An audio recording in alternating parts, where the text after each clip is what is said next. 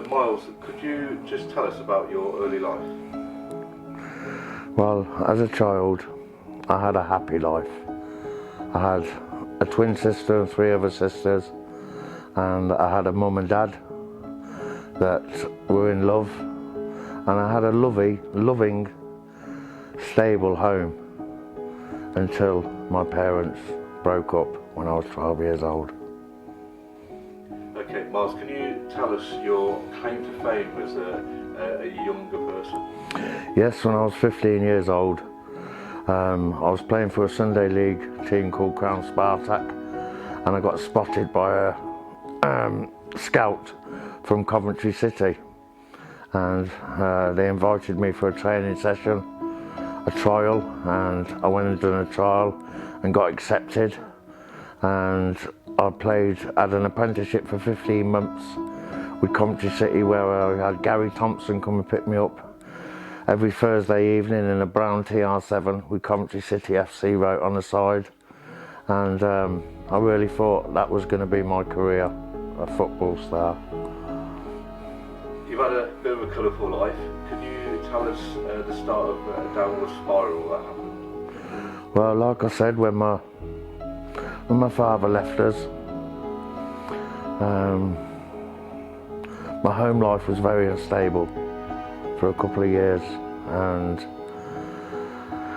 I truanted school a lot and started smoking cannabis with some of the lads, just to be one of the lads, and started breaking the law, and I felt as if the world owed me something, and I was taking it. Yeah, it was between 14 and 16, my whole world turned upside down.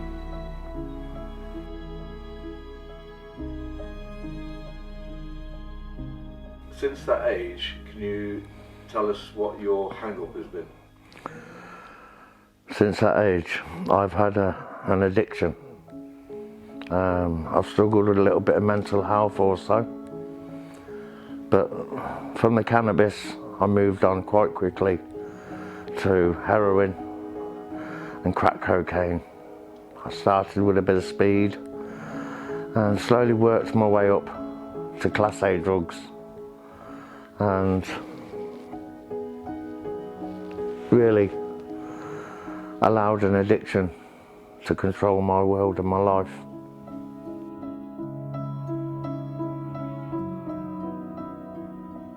Well, I sit here today at 54 years of age, and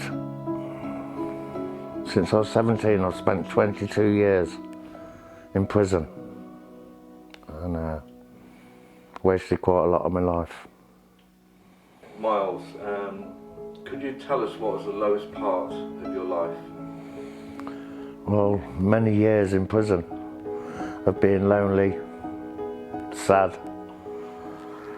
and basically worthless.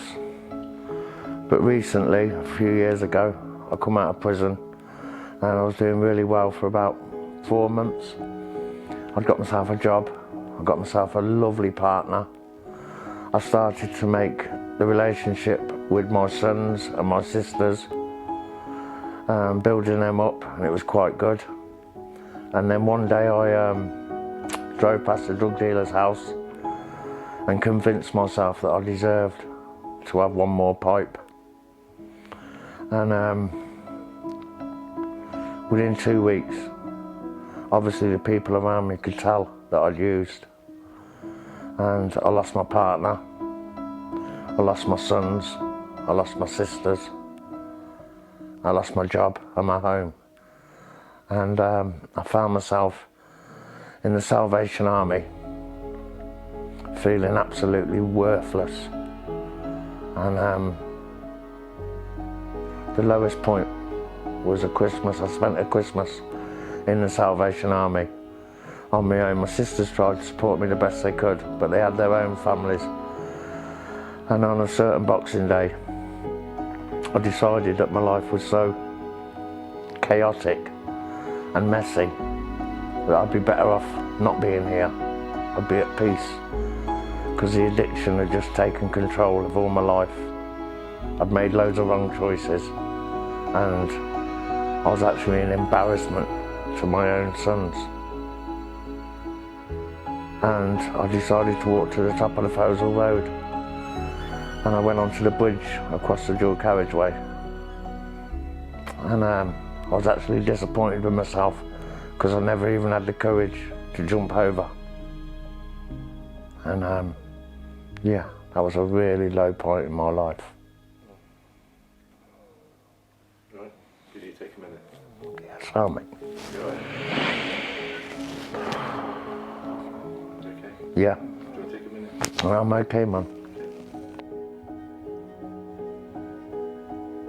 The good thing is, there's a road to recovery. Can you tell us when that started and how it started for you?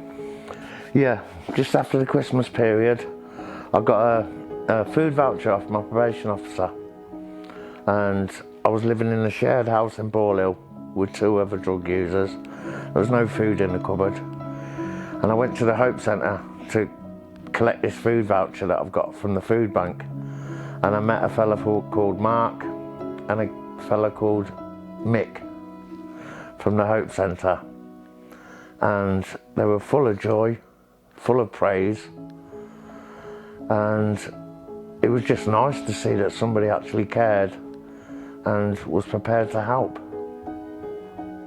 So that was the start of recovery. The next port of call is that you don't actually live in England anymore, you live in Wales. Can you tell us a bit about that? Yes. I now live in Bridgend. Mark suggested to me one day, and basically I'd gone to the Hope Centre that day and I was just waiting to get paid so I could take enough drugs to gain enough courage to be able to jump off that wall on the motorway, on the dual carriageway. And Mark suggested, do you know there's another option? And at first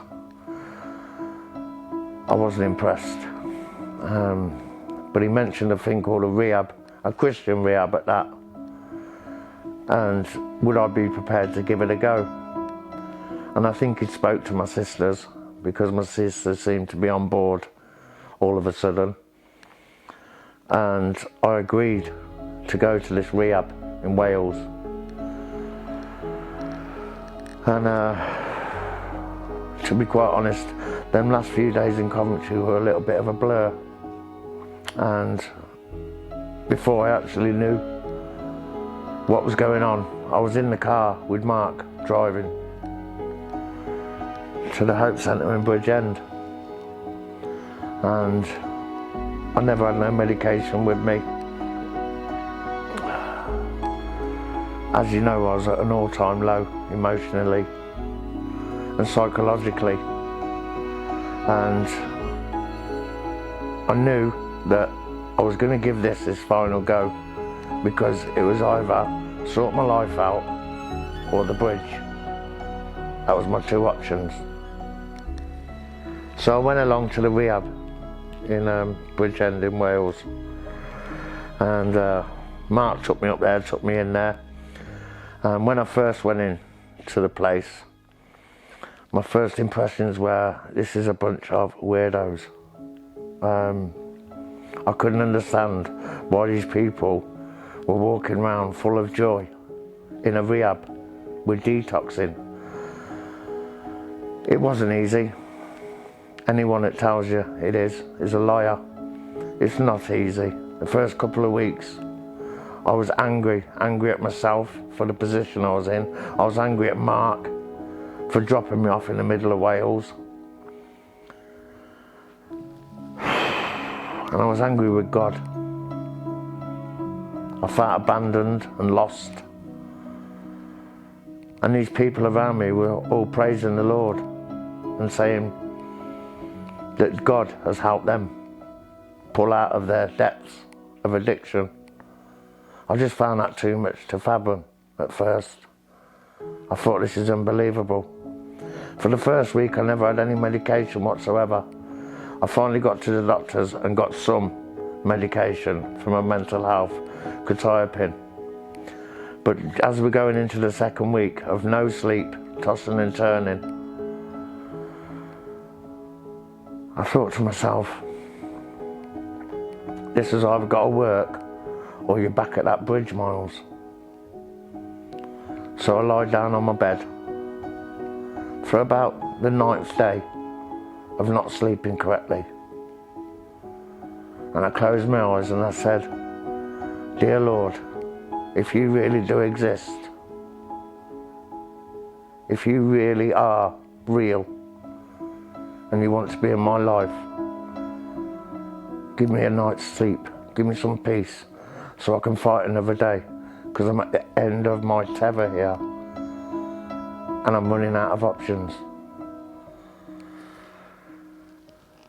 Thank God that night I slept 5 hours. I don't know, I don't even remember going to sleep. I just know from that minute I'd open my arms that a great peace come over my heart, and them twitches and aches and pains and my head, emotions going like a roller coaster, have finally ceased. I woke up the next day and tried to explain to the lads on the table what happened to me last night, and I think some of them was disbelieving, and they were the Christians that I thought were weirdos. But as this time's gone by, week after week, there's been many a day where I've woke up in the morning and I've just woke up angry. I think it's because of the amount of years I've wasted and the amount of hearts I've broken and families I've hurt, family members, my sons especially. So I've decided not to be a disappointment to my son and to my sisters. And I've been in the rehab now for 6 months on Friday. I've done a number of books, deep books, Beta Satan, A Battlefield of the Mind, Undercover. I read Devos every day. I write a personal inventory every day since I've been in there. And I've finally found something that works. For 30 years I was trying to find something in an addiction that just wasn't there. And I found some peace within the Bible and reading the book and learning how to be a Christian. I truly believe I've become a better person for going to this rehab and for doing the last 6 months. Yes, it's been hard work at times, but it's rewarding. When I went to my sister's wedding yesterday and watched my little sister get married and hearing my family say how proud of me and how well I looked really encouraged me to want to make this work. And if I've got 20 years of my life left, I'd like to be remembered for the guy that was a bit of a naughty one, but he come good in the end. And anyone else that's questioning their life or thinking about that bridge,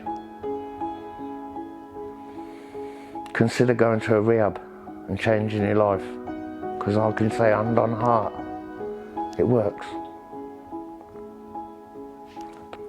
Through all this, okay, Jesus has meant something to you. You've had a little bit of a dip in the water. Do you want to tell us, because you got baptised, you made a profession of faith, can you just tell us what your relationship is with Jesus and what he means to you? Yeah, I've done lots of wrong. I've committed lots of crimes. I've hurt a lot of people in the past. And the pastor Lem at Compassion Church asked me if I wanted to get baptised. And I agreed at the time. But I must admit, that morning, before I got baptised, I had a little battle in my head with the devil. He was telling me that I was worthless and I should pull out of this. I think it's because the devil knows that I'm powerful with Jesus in my life, and I think it intimidates him. So I went to the baptism, and before I ducked myself in the water, I thought about the embarrassment I was to my sons. The sleepless nights every one of my sisters have had worrying about me and all the crimes I've committed in the past. And I just couldn't fathom that Jesus would actually take all that.